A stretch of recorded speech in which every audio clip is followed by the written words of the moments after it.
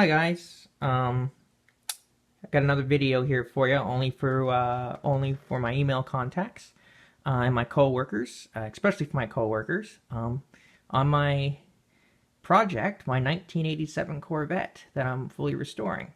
The reason that I'm doing this video is because people at work always ask me, how's the car doing?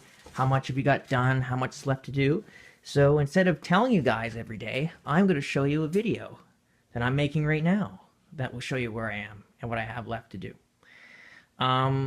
So just to get familiar with the car, this 87 was my dream car as a kid growing up. It's not same year, same model. It is the Corvette that started it all. It was originally owned by Bob McCarran, who lives up the street from me. And by the time I reached grade 8, he sold it and bought the silver one, the car that I actually own right now, to replace this red one. But I was able to track the car's whereabouts. I found it, and I have it. It's mine. It's done. And one thing that Bob did to this car that no other Vette has are the prime turbine wheels. These are not Corvette wheels. These are wheels that were custom made for this car by Bob to give it a more of a European look at the time. Kind of like a Ferrari essence to it. So it really makes the car stand out compared to other Vettes of this year. You know, it's my favorite thing of the car, or second favorite. I'll get to my favorite thing in a moment here. But I'll show you what I have left to do on this car.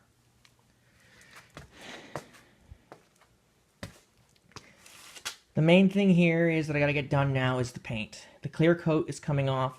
And unfortunately, when you reach a situation like this, you're going to have to do a full repaint on the car. It sucks. It's going to cost a lot of money, but hey, in the end, it will look like new, and that's the important thing, right? And it's being fully restored, so it's in the budget anyways. So we'll take a look at the exterior, what's bad. And I mean, it's to be expected too. I mean, this car is over, what, 30 years old now? So the paint being like this is completely understandable. But, you know, I'll work with it. I'm an engineer. I love the challenges. Okay, now we'll step into the interior of the 87. Okay. Now one thing, actually two things that really have to be replaced. There's just no way I could fix them. Oh, the door panels here. It's bad. I might have to fix up the sensor for the light indicator for the doors though. But this is actually a separate unit. It's not part of the door panel. It bolts on from outside the edges of the door panel. But yeah, this door panel here, it's really bad. You can see, well, you can see it goes all the way down. You can see the window. I don't know if the camera's picking it up, but let's have a tour on the inside, shall we? Okay, old-fashioned steering wheel. This is an 87, so it's got the Digi Dash, which I did rebuild. I'll show it to you.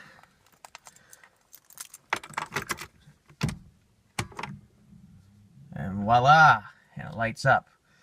And it's pretty dark right now. I guess it's because, you know, the car's not running and the battery must be low. But right here you have your toggle switches, if you can see them, which you can change, you know, like voltage to coolant temp, or you can change oil pressure to oil temp, which says low. It was very high tech in the 80s. This is actually my favorite feature in the car. Really unique at the time. Now, I did rebuild the dash because it was broken, but what I didn't do is I didn't put the new bulbs in it yet. There's new LED bulbs I'm going to put into it, and after I put that in, it should be even much brighter than it is right now. So, you know, let's just keep plugging away at it.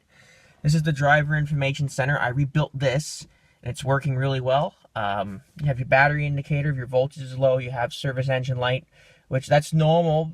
That's on right now because the car is not running. What you don't want to see this is when the car is actually running. You don't want to see that alarm. And that's the park brake right there. And if you look, of course, I put new seats in it. And I have done the carpets for the driver's side and the passenger side. I have not done the carpets for back here yet, though. But I'll get to it. Door panels here is bad as well, but that's typical 80s parts, right? You know, cheap plastic. I did redo this. I changed the old one, much sturdier. The plastic on the dash down here, by your dash paneling, it's all got to be changed. The plastic is just dried out, it's worn, and it's not very good. It is a manual transmission. This is the Doug Nash 4+3. I just had this rebuilt when I rebuilt the motor. Basically, what it is you have the first 4 gears, which is a manual. 1, 2, 3, 4. It's very clunky because the Americans didn't get this down pat yet, but it wasn't until '89 when they got the new ZF6 speeds. But it was actually, it's a very durable transmission. The only thing that goes on it is the overdrive, which you press this button, and 2, 3, and 4, each one of those gears will have an overdrive, which is for fuel economy. So it'll drop your revs down and burn less fuel, right? So I like it, you know, but I grew up with this, so a lot of people don't like it because it's too clunky. But hey, you know, it is what it is, right? So the interior still has a lot to do, but I'll get it done, and we're gonna move on from there. So, okay, now we'll go. Okay, so now I've showed you the interior, the exterior, pretty much. We're going to look at what I've done to the motor and the suspension. And they are done. Everything has been rebuilt, but I'll show you it up close. Just got to find the lid hatch here. Okay. Oh. I think these cables need to be replaced. There we go. Okay, that's it. Okay, come on up. Jeez. Woo! Oh, yeah. I got the adrenaline going, didn't it? Okay. So here is my L98 5.7 liter 2-port engine. I spent a year and a half working on it, getting it rebuilt.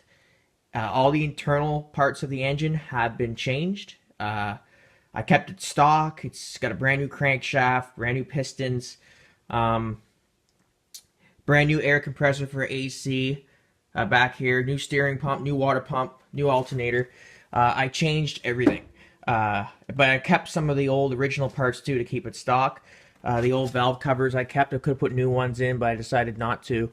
But yeah, no, I just wanted to keep some of the stuff. So even though the parts do look worn down, the stuff I've kept, I'm trying to keep some of the old parts just to keep some of the original parts of the car, right? That's all it is. But we got here, I have updated the cooling system. I put a much more heavy-duty radiator. I don't know if you can see it right up in front here.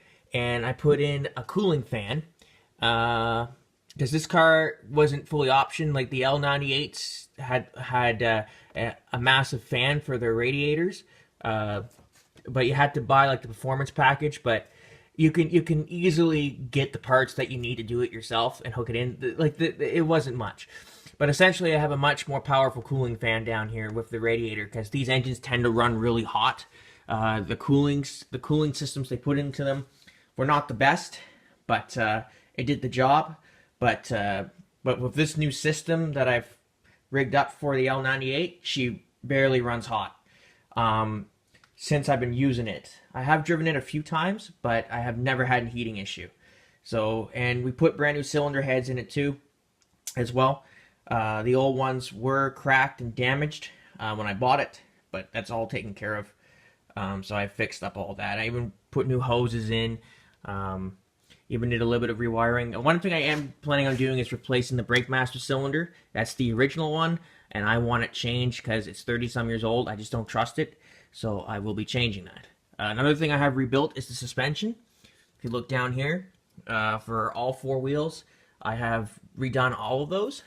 So, and I have new headlight motors. But, yeah, so like I said, it's been a slow process, but there's still lots of work to be done. But as far as the suspension and the drive shaft and the transmission and the engine, they are all good to go. One issue that I did have, and it did scare me a little bit until I did some research, that the valve seals in these cars, they go. and you're always going to have to replace them. I don't know if I've been doing some research if they got new type of seals for them, but the thing is that when they go, your car starts to burn oil, and so I've been at this for quite a while now when it comes to that. I mean, like, I put the new ones in and she's good. It hasn't been doing anything, but when I had a good chat with Bob, he said they'll go again. So I'll cross the road when we get there. It's mechanics will charge you probably $800 to do it, but you can do it on your own. Like, just use YouTube and get all the information that you need. So, but yes, so that's all. So I would say I have one more year to go until this is all done.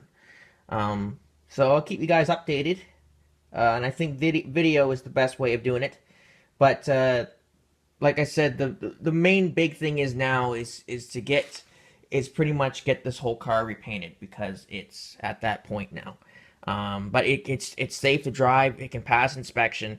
But I don't want to get it back into public roads until I get it repainted, because the paint is shameful. And a guy that's driving a faded painted Corvette or a clear coat cut off, whatever, coming right off, it's just not very proud to drive, right? So I will get everything all done in the fullness of time.